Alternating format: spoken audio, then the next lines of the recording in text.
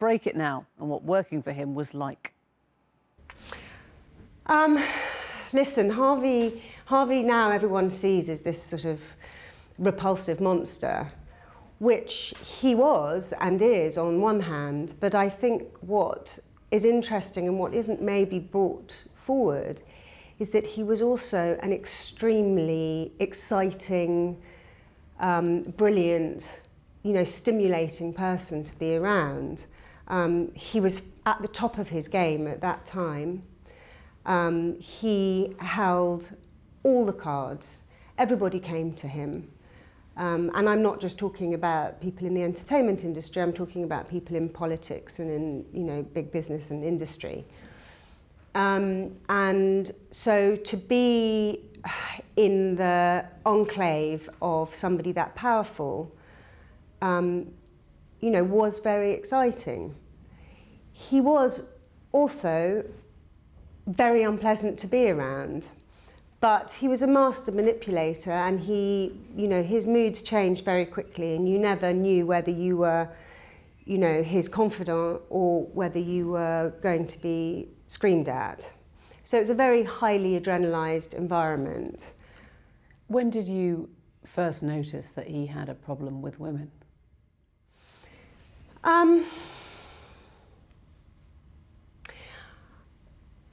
I don't know that I could say I noticed he had a problem with women. I think, again, it's very difficult. Everybody now says, why did everyone go to his hotel room? It wasn't as simple as that. Everybody went to his hotel. This was where he did business. It wasn't in his bedroom, it was in his suite. You had top agents, top movie stars, male and female, coming in hourly for meetings. This was his place of business. So it wasn't sort of this spurious, weird thing that you had to go up to his room. However, he had a lot of meetings with actresses, and he clearly had girlfriends. He had regular female visitors who were actresses, sometimes aspiring actresses, well-known actresses, and they clearly had a fairly intimate personal relationship with him. But as an assistant, that's not really something that you're involved with. Did you assume that those relationships were consensual? Did they seem just to be part of that world? Yes, I presume they were consensual, but there were obviously some women who were reluctant to come. When you'd ring up to try and make a meeting, they'd always come up with excuses, and Harvey would get very angry and threatening, and would threaten, you personally, that you had to make sure that this meeting happened. With Harvey, there was no such word as no, and I think that's really the crux of the matter. Zelda, when you first started working for him, some voices were warning you what he was like. I had one warning, and I have to say that woman really saved my honour, because actually being warned is very important, because it armed you. And all she had said to me was, always sit in an armchair, don't ever sit on a sofa next to him, and always keep your puffer jacket on. And there was no more than that.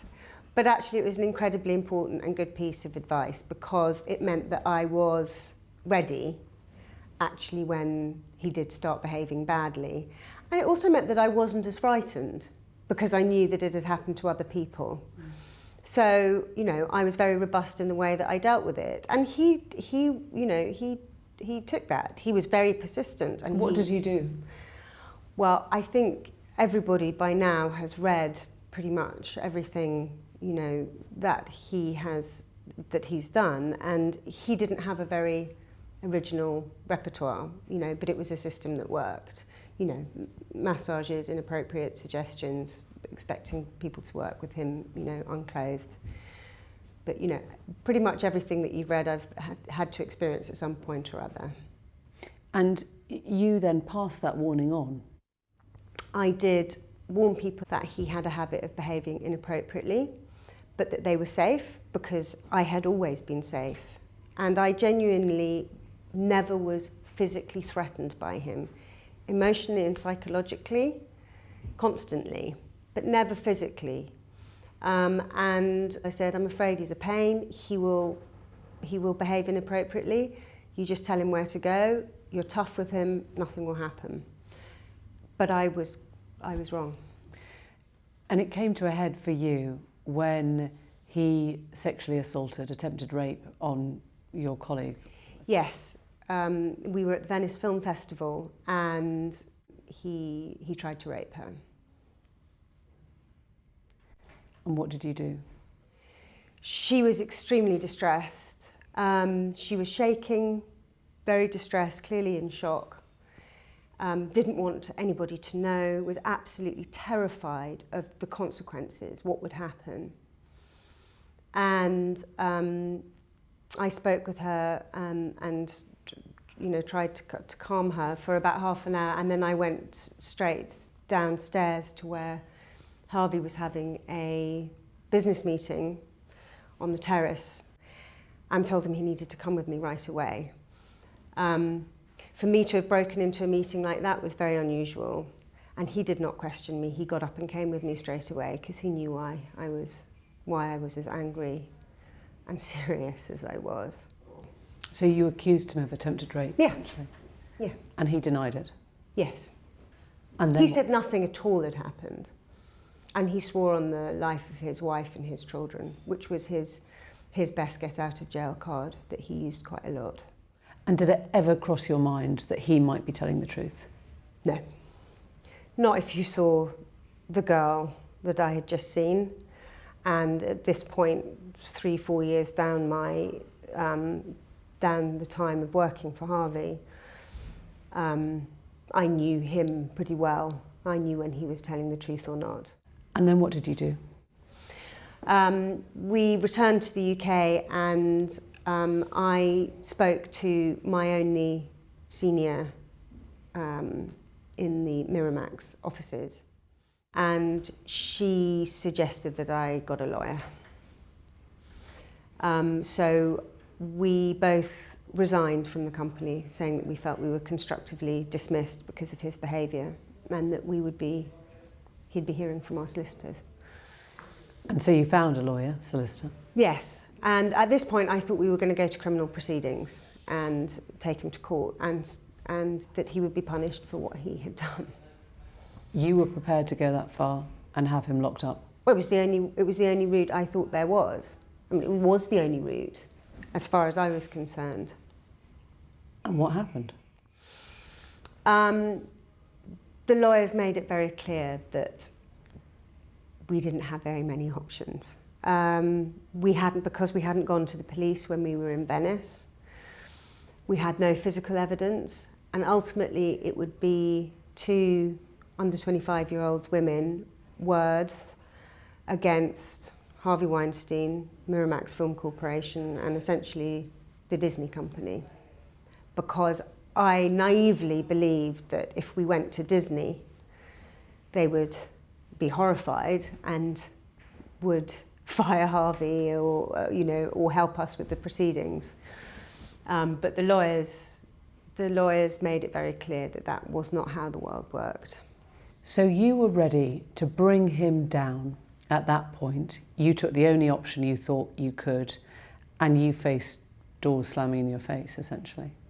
Yeah, and it sounds odd, but for me, this was really where my trauma started and my abuse started. I could deal with Harvey. He was an unpleasant, difficult man, but I had ways of dealing with him. What I couldn't deal with, what I had no equipment for, was to deal with the legal system. Essentially I'd gone to the parents to say, somebody's done something bad, and there was no recourse, it seemed. And that was really shocking and very frightening to discover that the law couldn't help me. In hindsight, it wasn't as simple as that. my lawyers were giving me the advice they thought was best.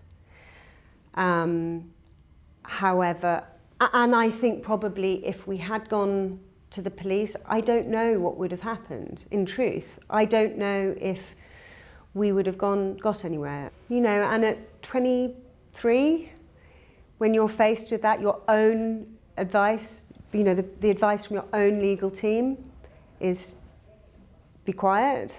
You know, you will get dragged backwards, forwards and sideways through the courts, as will your family, as will your friends, as will anybody who knows anything about you.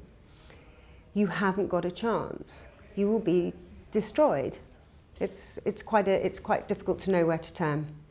Do you think now that you were terribly advised, or do you think they protected you as best they could?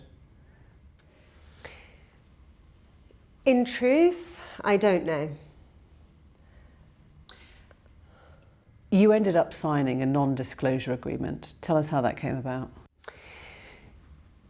This is very difficult because once the lawyers presented a damages agreement as our only option, the one thing that I was very clear about was that we had to find some way of stopping Harvey's behaviour, and two, that I didn't want money to change hands at any point. At this point, I was told the only way that we would even get Miramax to the table was by making a monetary request. I mean, it was a very intense agreement in terms of the secrecy. I was not allowed to ever speak to anybody about even really my time working at Miramax. I was not allowed to speak to a therapist without them signing a confidentiality agreement. I was not allowed to speak to my accountant with regards to the money that I received. Which was how much? It was 125,000. And I think at this point, once I realised that this was my only arsenal, the only thing I was going to have to try and prevent Harvey's behaviour, was to create an agreement that was as binding to him and as difficult for him as it was going to be for me. And the only way that I could accept the fact that money was going to have to change hands was that he was going to have to do an awful lot for that money. And what did you ask him to do? Well, there were a lot of obligations initially, but during the negotiations, we had to concede some of them. But some of the main ones that stayed in was that he had to attend therapy for his behaviour, and that I was to be present in his first therapy session because I was very concerned that he wouldn't talk about the relevant reason that he was at a therapist's. Again, you have to remember this is a man who can manipulate everybody, and I was very aware of this. And I was trying to put teeth into any little clause that I could. And did you go with him to that therapy session? That never happened. I don't know if he attended therapy or not. I pushed to have this meeting, but his legal team kept stalling. And after this process, I actually was pretty broken. I was pretty broken and exhausted and so disillusioned. And I didn't have the energy to go on fighting. And in reality, it was not my obligation to follow up his obligation.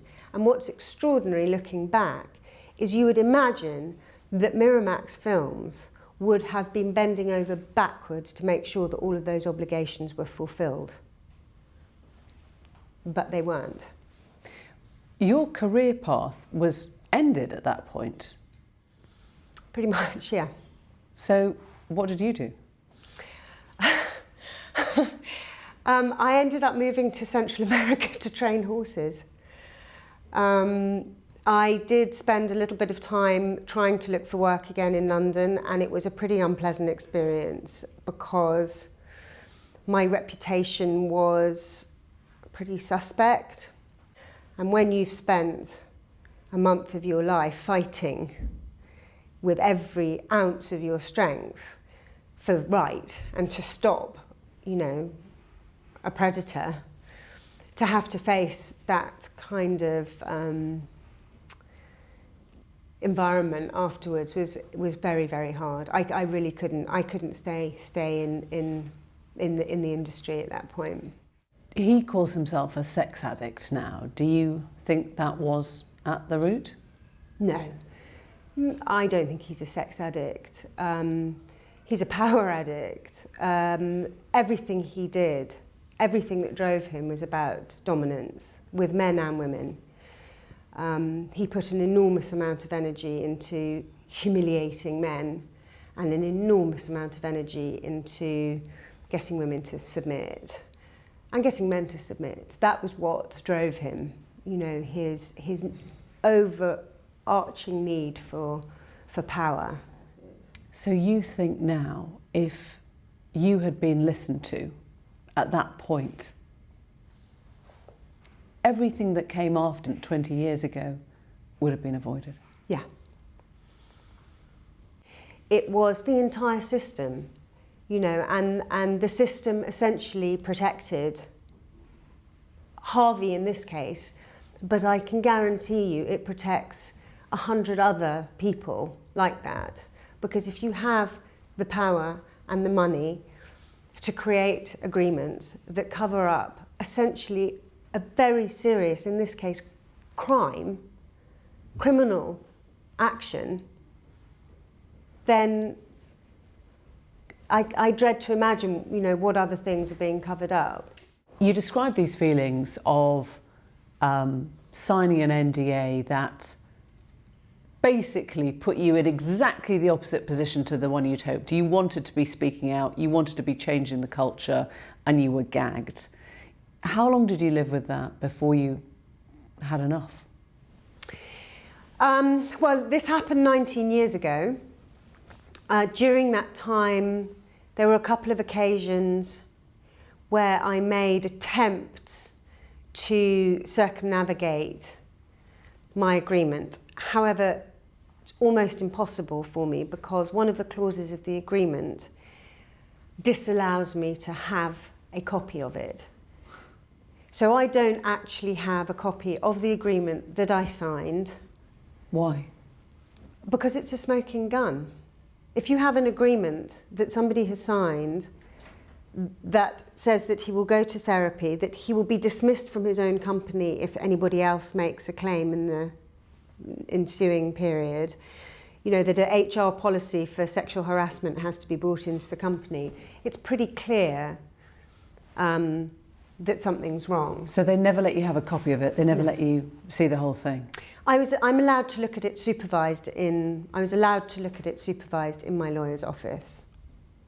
What do you think should happen with NDAs now? I mean, as you say, you broke your cover, you want others to do the same. Listen, I'm not stupid. I understand that non-disclosure agreements have a place in society and for both sides. But it's really important that legislation is changed around how these agreements are regulated. You cannot have a legal document that protects a criminal. This isn't someone selling you a dodgy car, you know. And in fact, now the state of California, New Jersey and New York are changing legislation so that you can no longer hide sexual assault or abuse in a non-disclosure agreement. I want that to happen here. It has to happen here. We're a civilized culture. You know, this has to be debated and the law needs to be changed. You can't change the Harvey Weinsteins of the world. There are always going to be people who follow the darker side of their character. But if the rules and the laws that we have to protect ourselves enable that, then there's no point in having them. Do you think that culture is changing now? Do you feel that this has been a proper watershed year? I think it has. I think it's still got a very long way to go. I think that women are in a much stronger position, but I think we have to be extremely careful. And I think the media has to be very responsible with its reporting. But I think there's still a long way to go. Do you think Hollywood will change now, or do you think it will always go where the money is and the artistic minds are? Yes, I think Hollywood will change, but this isn't just about Hollywood. This isn't about Hollywood. This is about the reason that this story's captured everybody's imagination is because it involves glamorous, famous people. And because if you were trying to paint a fantasy monster, Harvey fits the bill perfectly. So it's a perfect media storm. But this isn't about Hollywood. This is about the abuse of power. How do you think you will see 2017 in this context, in your life, looking back?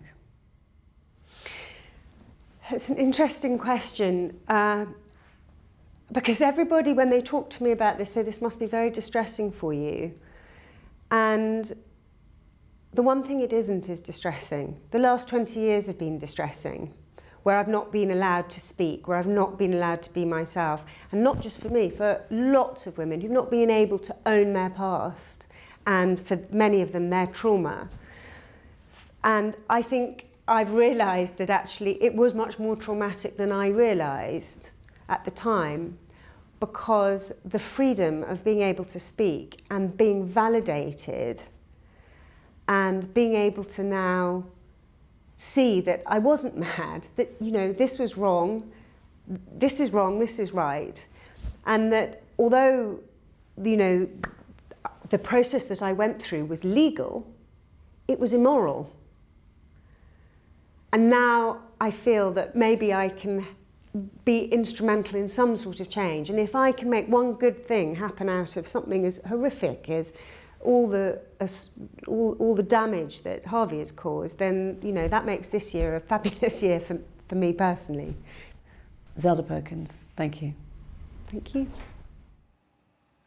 Well, in response to Zelda Perkins' allegations, Harvey Weinstein's lawyers issued the following statement. Mr. Weinstein categorically denies engaging in any non-consensual conduct or alleged threatening behaviour. The Walt Disney Company has not replied. Miramax had no comment. The lawyers representing Zelda Perkins at the time that the non-disclosure agreement was signed said it was inappropriate for them to comment given the terms of the NDA. Geoffrey Robertson is one of Britain's best-known barristers who writes on media law and free speech. He is familiar with this case, and you've watched the interview with us. Geoffrey, just to start, what would you say to people listening who say enormous sympathy for what Zelda has been through, but did she have to take the money? Why would she have taken the money? Well, she's very courageous in speaking out because she thinks that, and has been led to think, that she will suffer for it from the Disney Company, from Miramax, from Weinstein's lawyers. But in fact, I would say she achieved a great deal. Weinstein was unprosecutable for the simple reason, I don't think she understands this, that the offence was committed in Italy, and it's a matter for the Italian police. The CPS might have sent statements to the Carabinieri, but that's as far as it would have gone. So given that, she had only one option, which was to sue the bastard, to bring legal proceedings. And of course, when the legal proceedings were threatened for constructive dismissal and so on, they were met with this offer of money, but they achieved more than that. She was entitled to money as compensation for losing her job. She couldn't obviously work with Weinstein again after this. She was entitled to compensation for the stress.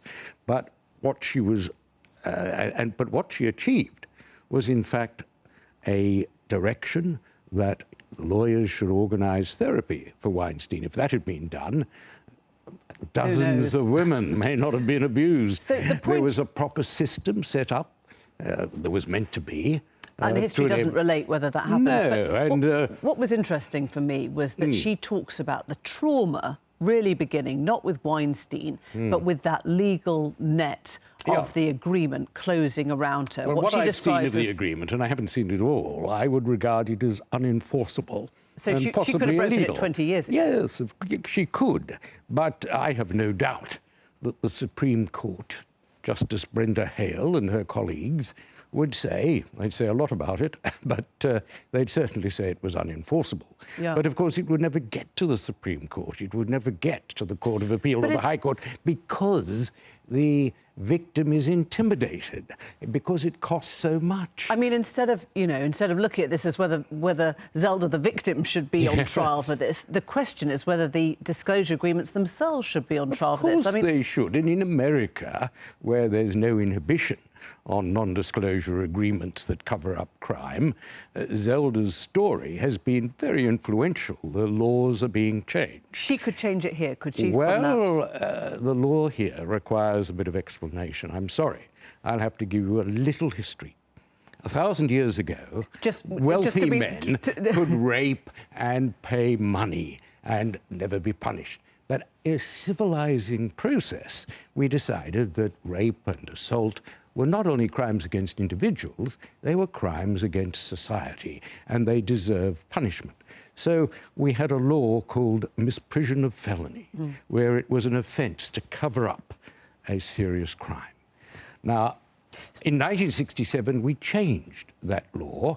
In the Criminal Justice Act, in Section 5, we made it an offence for a victim, like Zelda, to receive money to cover up a crime. Right. But she was entitled to receive money for trauma, for wrongful dismissal and so forth. But what we didn't do is make it an offence for the perpetrator to offer money. So how can an NDA be used to cover up crime? That's the question at the bottom of this. And that's what Well, my view is that an NDA which purports to cover up crime is unenforceable and is possibly illegal. But what I think Parliament should do, if it can discuss anything other than Brexit, is to change the 1967 law so it make it an offence for the perpetrator or his agents to offer money.